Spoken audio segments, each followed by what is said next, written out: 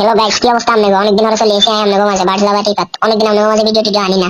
তাই চলেন তো পিকু কি খবর লাগছে। ও পিকুকে এটাই তো আপনাকে চিনলাম না। আচ্ছা খারাপ পিকু দ্বারা যাই কইতেছে পিকুকে ওই যে গাছের নিচে দেখা যায় হেঁটে এসে আমাকে পিকু পিকু এসে যায় আর মানে পোষা একবার পাখি নাম হচ্ছে পিকু, পোষা বাজিকার পাখি আর কি।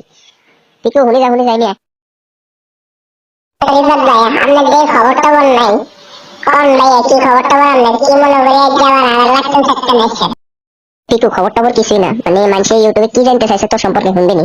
তোরা কেমনে পোস্ট বানাইছি এই সম্পর্কে ভিডিও বানাইতাম, তাহলে এসে তোর দ্বারাই যাবো বুঝত। একটা ভিডিও বানাইম তোরা কেমনে পোস্ট বানাইছি আর মানুষের টিপস এন্ড ট্রিক্স দিয়াম কেমনে বাজিয়ে পোস্ট বানান যায় বুঝত। আর কি তাহলে ভাইয়া ভিডিও শুরু করে দেন। আমাদের সামনে যখন একটি পাখির প্রেমিক তার পাখিকে নিয়ে খেলা করে বা সে যা বলে পাখি একটি লক্ষ্মী ছেলের মতো তাই করে, সেটা দেখে আমাদের কতই না এনজয় হয়। আমরা ভাবি যদি আমিও আমার পাখিটাকে এমন পোস্ট বানাতে পারতাম তাহলে কতই না মজা হতো। আর সেই মনের ইচ্ছা থেকেই আমাকে অনেক পাখি প্রেমিক ভাই অনুরোধ করেছেন কিভাবে পাখিকে পোস্ট বানানো যায় তার উপর ভিডিও বানাতে। তাই আজ আলোচনা করবো কিভাবে আপনার প্রিয় পাখিটিকে টেন বা পোস্ট বানাবেন।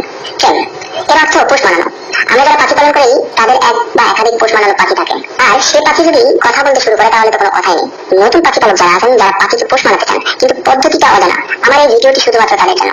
পাখিকে পোস্ট বানাতে হলে আমাদের ধাপে ধাপে কিছু পদ্ধতি অনুসরণ করতে হবে। তাহলে চলুন জেনে নিই কি কি পদ্ধতি আছে সেগুলো।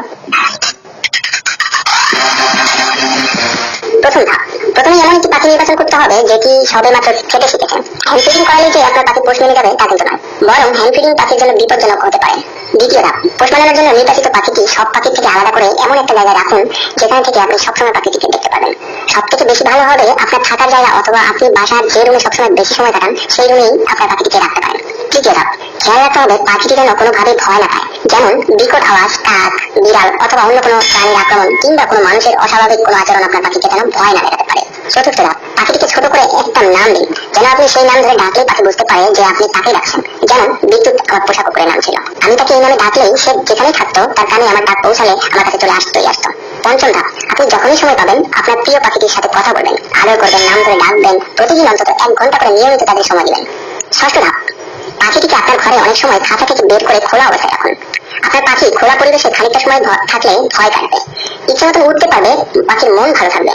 তবে হ্যাঁ, অবশ্যই দরজা জানালা ফ্যান বন্ধ করে পাখিকে খাঁচা থেকে বের করবেন। আর আপনার পাখি যতই পোষণাগুলো থাক না কেন কখনোই ফ্যান ছেড়ে পাখিকে খাঁচা থেকে বের করবেন না।